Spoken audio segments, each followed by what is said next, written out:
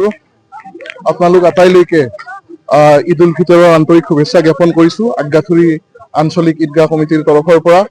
আৰু লগতে আমি এটা কথা ইয়াতে উল্লেখ কৰিছো যে আজি কিছুদিন ধৰি বতৰ বৰ বেয়া আছিলে, বৰষুণ দি আছিলে, আমি পেণ্ডেলো দিয়া নাছিলো।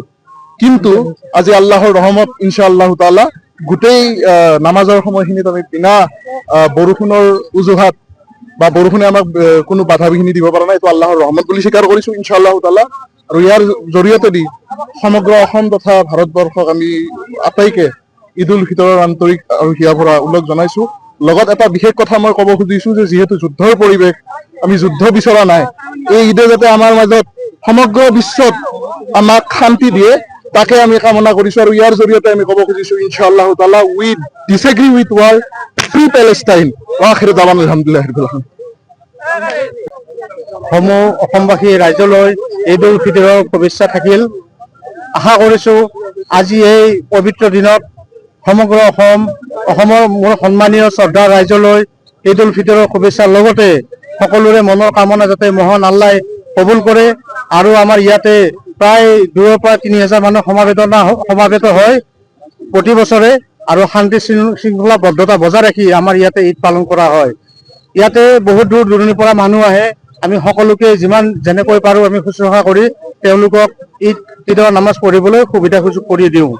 লগতে অসম তথা সমগ্ৰ ভাৰতবৰ্ষলৈ আমি ইয়াৰ পৰা আজ্ঞাথুৰি আঞ্চলিক ৰাইজৰ তৰফৰ পৰাই আমি এটা শুভেচ্ছা বাণী পঠাব বিচাৰিছো যে আমাৰ দেশৰ লগতে সমগ্ৰ বিশ্বতে সকলো শ্ৰেণীৰ মানুহৰ মনত যাতে সুখ শান্তি সমৃদ্ধি বজাই ৰাখি সকলোৰে যাতে মনৰ কামনা পূৰণ হয় তাৰে কামনা কৰিছো। লগতে আপোনালোককো ঈদৰ শুভেচ্ছা জ্ঞাপন কৰিছো। ধন্যবাদ। পৰাই অসমবাসীৰ সমূহ ৰাইজলৈ ঈদৰ শুভেচ্ছা জ্ঞাপন কৰিলো। এই উৎসৱৰ জৰিয়তে সকলোৰ মাজলৈ আনন্দৰ বন্যা কঢ়িয়াই অনাৰ বাবে আমি নামাজৰ পিছত দোৱা কৰিলো, আৰু যাতে আগন্তুক দিনবোৰ সকলোৰে বাবে কুশল মংগল হয় তাৰে কামনা কৰি আমি আজিৰ এই ঈদৰ নামাজ সমাপ্ত কৰি ঘৰলৈ ঘৰমুৱা হলো। ধন্যবাদ। একেলগে সমবেত হৈ মানুহ আজি প্ৰায় 2-3 হাজাৰ মানুহ আমি একলগ হৈ নামাজ আদায় কৰিলো ঈদৰ।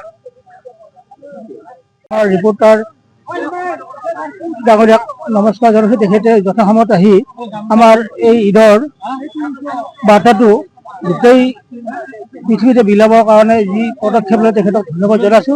লগতে মই আজ্ঞাথুৰি আঞ্চলিক ঈদগাহ কমিটিৰ সভাপতি হৈ অসম তথা গোটেই ভাৰতবৰ্ষত যাতে আমি সকলোৱে মিলামিলি কৰি চলাই দেশখন উন্নতি কৰিব পাৰোঁ তাৰ বাবে মই সকলো ৰাইজকে আজি এই ঈদগাহ ময়দানৰ পৰা আন্তৰিক শুভেচ্ছা জনালো।